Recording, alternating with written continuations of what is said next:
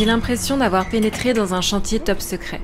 Et il y a un peu de ça en fait, puisque dans quelques minutes, je serai sous terre, sur les futures voies du Grand Paris Express. Bienvenue dans le futur.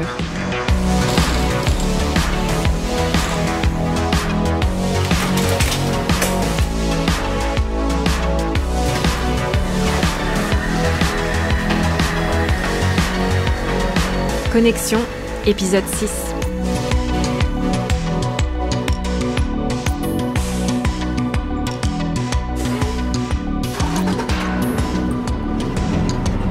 On descend à combien de mètres là? À peu près 30 mètres de profondeur. Je suis à Vitry-sur-Seine dans le Val-de-Marne. Plus précisément sur un tronçon de 6,6 km de tunnel qu'on appelle le lot T2A et qui comprend notamment la réalisation de 4 gares. Il part de Créteil et va jusqu'à Villejuif. Ce lot de la ligne 15 sud du Grand Paris Express est réalisé par le groupement Horizon, dont Bouygues Travaux Publics, filiale de Bouygues Construction, est mandataire. Le maître d'œuvre, une sorte de superviseur technique, c'est Systra. Et le maître d'ouvrage est la Société du Grand Paris, à la tête du projet global du Grand Paris Express. Le Grand Paris Express, ce sont 68 nouvelles gares, un métro automatique toutes les 2 minutes, 2 millions de voyageurs attendus par jour et 200 km de nouvelles voies à créer. Ce super métro en rocade ambitionne de relier la proche couronne et les aéroports sans passer par le centre de Paris. Toutes les futures gares seront raccordées à un RER, un tramway ou à un métro déjà existant pour permettre l'interconnexion avec les lignes actuelles.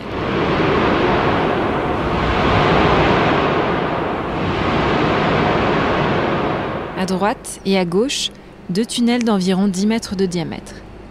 Ce lieu est stratégique car il concentre toute la logistique. Les évacuations de déblais tout comme les approvisionnements se font ici dans ce puits. Bonjour. Je m'appelle Thibaut Vieillard, je suis un collaborateur de Bouygues TP et j'occupe le poste de directeur de projet pour le groupement Horizon sur le projet T2A. Thibaut Vieillard œuvre dans le BTP depuis 27 ans. Il me parle des nappes phréatiques, de pompage, de l'évacuation des déblais par voie fluviale et des projets atypiques au service desquels il a toujours travaillé. Aujourd'hui, pour Thibaut Vieillard, il n'est plus question de bâtiments à construire mais de tunnels. Dans son milieu, les changements de métier sont peu courants, mais lorsqu'ils se produisent, ils sont à la fois l'occasion d'élargir ses compétences et de partager les bonnes pratiques. Chaque jour, depuis ce tournage, les maxi-machines que sont les tunneliers avancent un peu plus sous terre. Dans ce cadre-là, le tunnelier en fait, permet de creuser le terrain et en même temps d'avancer. Donc la machine permet à la fois de creuser, de récupérer les déblais, d'avancer en même temps et de poser ce qu'on appelle les voussoirs. Donc ce sont les anneaux en béton qui forment le tunnel. Il y a 2 tunneliers, Marina et Abi. Alors d'un côté, il y a un tunnelier qui part vers l'ouest, qui a traversé déjà 2 ouvrages, une gare et un ouvrage spécial. Il a fait environ 1,2 km. Et le deuxième qui part vers l'est est passé sous la Seine et a réalisé environ 800 mètres et va d'ici un mois arriver à traverser une première gare. Pourquoi est-ce que les tunneliers portent des noms de femmes? Parce que c'est une tradition en fait dans ce métier, donc il y a tout un cérémonial autour de ça. Tout le métier de mineur, travailleur souterrain est assujetti à une tradition autour de la Sainte Barbe. C'est une femme martyre. Du fait de cette sainte, on a pour habitude aussi de donner nom de femme. Qu'est-ce qu'on trouve concrètement sous le sol du Grand Paris? On peut avoir des sables, on peut avoir des marnais caillasses, c'est vraiment divers et varié.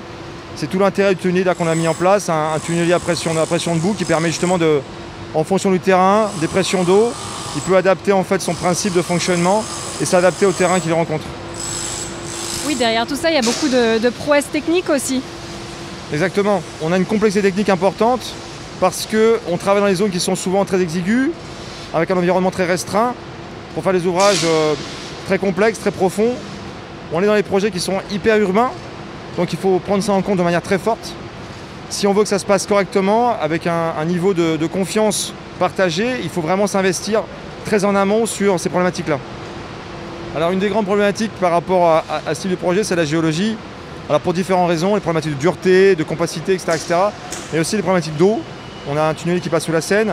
Quand on creuse, s'assurer que l'ensemble est étanche. Quand on réalise un ouvrage, on est aussi en présence d'eau. Donc c'est vrai que l'eau est une partie importante de l'équation de ce type de projet.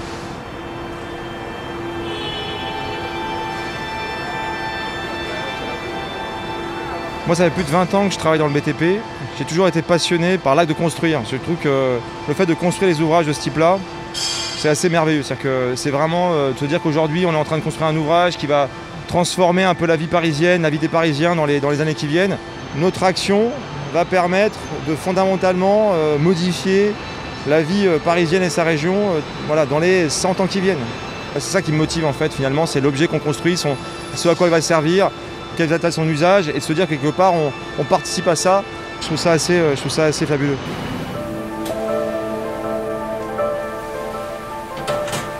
Allez, on remonte.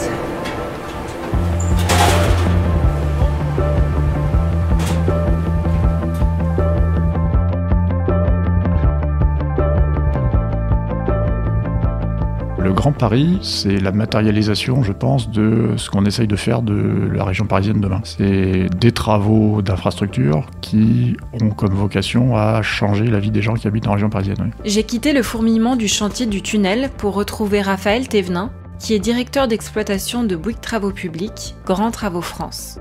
En d'autres termes, il est chargé de veiller à la bonne exécution des travaux, en lien direct avec les directeurs de projet, ainsi que les différents clients et maîtres d'œuvre. Aujourd'hui, Paris est très bien desservi par les transports en commun.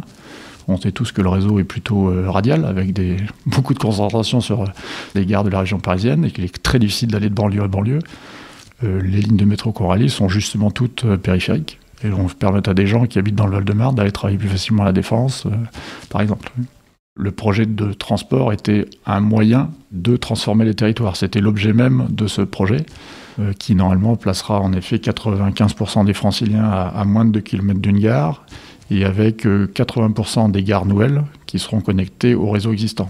Avec justement le fait de pouvoir rapprocher des bassins d'emploi et des bassins de vie, de profiter de l'arrivée de nouvelles gares pour changer des quartiers, pour lancer des opérations de rénovation urbaine dans les quartiers qui étaient peut-être jusqu'à maintenant pas forcément très, très bien vus, on va dire, pour un budget total d'environ 35 milliards. Oui, c'est un projet plus large qu'un simple projet de métro. Ouais. Au XIXe siècle, Paris a été raménagé par le baron Haussmann, avec une idée de ce que c'était que la ville de Paris à faire sur la gestion de l'assainissement. On a eu l'exposition universelle, les premiers métros, qui était aussi une vision qu'avaient les gens à l'époque de ce qu'était la vie qu'ils avaient à vivre. On a eu la période des villes nouvelles dans les 30 glorieuses, où voilà, c'était la voiture, la vie à la campagne, et avec une idée, bonne ou mauvaise en tout cas, de ce qu'on voulait vivre. Et je pense que le Grand Paris, c'est exactement la même chose aujourd'hui. Oui, on est plus sur une ville qui se resserre sur elle-même, qui va s'élever à la verticale, beaucoup basée pour le moment sur non plus la voiture, mais le transport en commun et les mobilités. Donc ce qu'on est en train de réaliser, on saura dans quelques décennies si c'était une fin en soi, mais en tout cas, c'est ce qu'on imagine de mieux aujourd'hui, de comment on va vivre demain. Oui. Aujourd'hui, ce qui est sûr, c'est que dans la raison d'être de la Société du Grand Paris, il y a 3 grandes phases qui sont imaginées autour des gares. Il y a évidemment la construction même des gares, qui est prévue, ou en tout cas imaginée pour être une gare, j'allais dire, moderne, avec accessible aux personnes à mobilité réduite, beaucoup d'espaces donnés à l'intermodalité avec les bus, les vélos, les circulations douces qu'on peut connaître de plus en plus, surtout en ces périodes masquées. Une deuxième étape qui est le fait que pour réaliser ces chantiers, la Société du Grand Paris a acheté beaucoup de foncier à ces endroits-là. Foncier dont elle va se servir pour justement, avec des promoteurs, construire des bâtiments autour des gares, bâtiments pour donner une espèce d'impulsion dans les quartiers. Et avec l'idée générale, c'est qu'après, il y a une 3e couche d'aménagement qui soit plus dans la main des collectivités locales, où le fait qu'il y ait une gare qui arrive, le premier bâtiment soit construit, va donner de la valeur au quartier, et donc va permettre à des opérations qui jusque-là ne pouvaient pas se faire, parce que tout simplement le prix du mètre carré n'était pas suffisant, de voir le jour et de permettre en effet de transformer ces quartiers un peu plus en profondeur. Oui.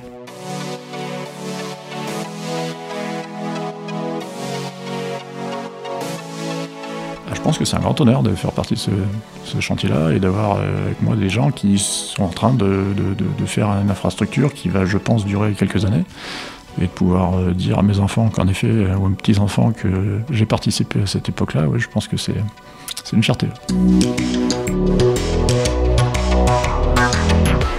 Thomas Richer est architecte.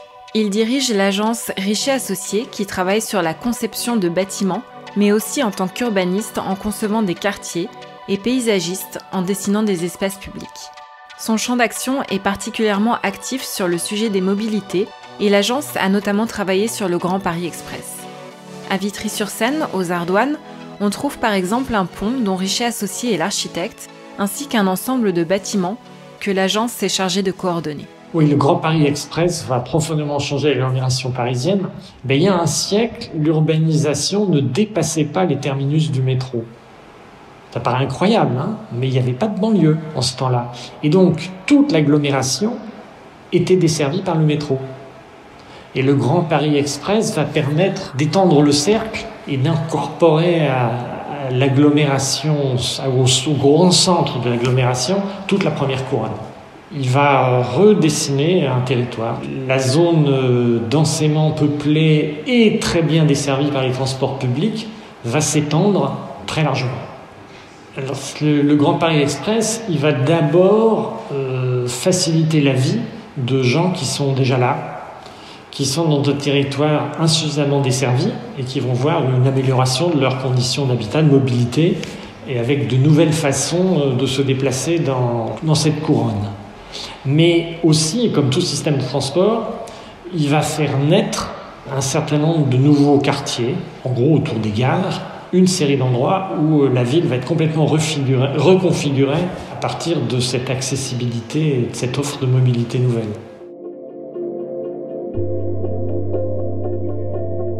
Vous l'avez dit, le Grand Paris ne se limite pas à la mise en œuvre d'un réseau de transport. Son ambition, c'est aussi de venir rééquilibrer les territoires. Est-ce que vous pensez que c'est un projet qui peut réduire concrètement les inégalités ? On peut éventuellement citer l'exemple du projet urbain des Ardoines à Vitry sur lequel vous avez travaillé. Alors, un des endroits où un quartier neuf va naître autour d'une gare, c'est à Vitry, le quartier des Ardoines. Clairement, il va dynamiser tout le secteur. Et il va faire d'un secteur qui a aujourd'hui toute une partie qui est quasiment paupérisée, il va en faire un vrai lieu de la métropole. Et il y a une réduction clairement des inégalités territoriales que va apporter le réseau nouveau. Le pôle d'attractivité que sera le quartier des Ardoines, les élus y ont été très attentifs. Il est conçu comme n'étant pas quelque chose comme un corps nouveau étranger au territoire, mais comme quelque chose qui va profondément irradier et servir le territoire dans lequel il s'installe. Les gens qui habitent aujourd'hui à proximité vont voir leur vie changer. Et ce quartier, c'est pas quelque chose qui sera sans rapport avec leur vie, bien au contraire. Et fondamentalement, l'idée, c'est qu'on part d'un territoire qui était un territoire de grandes infrastructures, de grands services urbains. Il y avait des grands ateliers SNCF, des centrales de production électrique, et c'est de l'industrie lourde, en fait, qui vont être reconfigurées et devenir du territoire habité, ça suppose des interventions un peu fortes.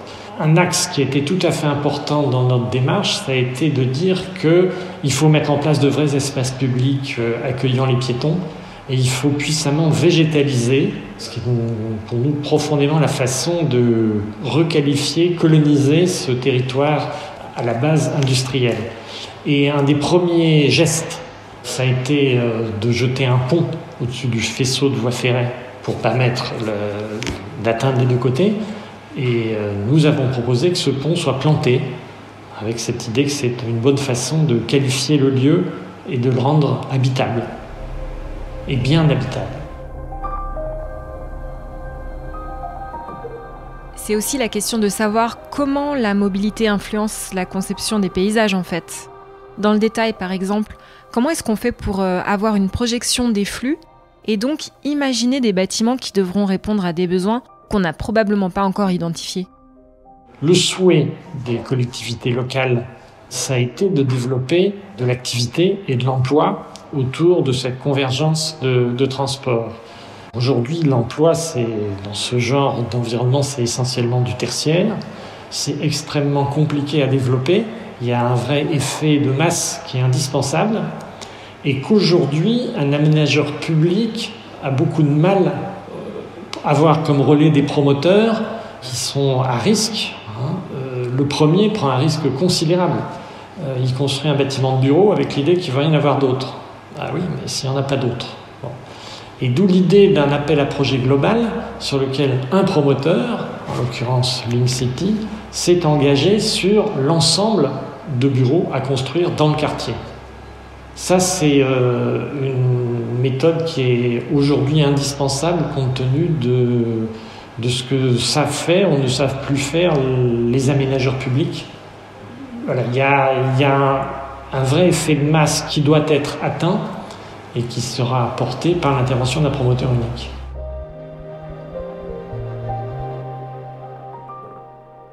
Ce qui est intéressant pour moi dans un quartier comme celui-là, c'est d'abord la fabrication d'une urbanité.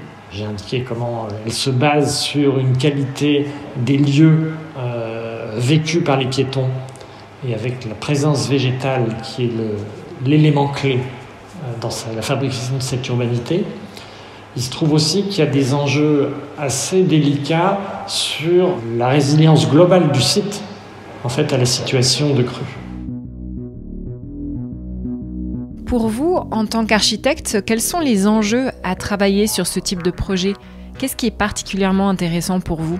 D'un point de vue très personnel, c'est sans doute dans le rôle d'architecte sur les bâtiments de bureaux qui sont projetés que je pense qu'il y aura le travail le plus visible et donc le plus gratifiant, avec un travail sur des îlots qui sont perméables à la vue, qui s'organisent autour de jardins, un dispositif végétal qui est la clé de la qualité du lieu.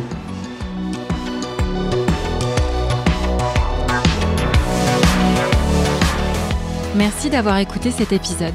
S'il vous a plu, n'hésitez pas à nous le dire sur les réseaux sociaux de Bouygues Construction et à nous ajouter 5 étoiles sur Apple Podcasts. Connexion est un podcast Bouygues Construction, disponible sur toutes les plateformes de podcast. À bientôt.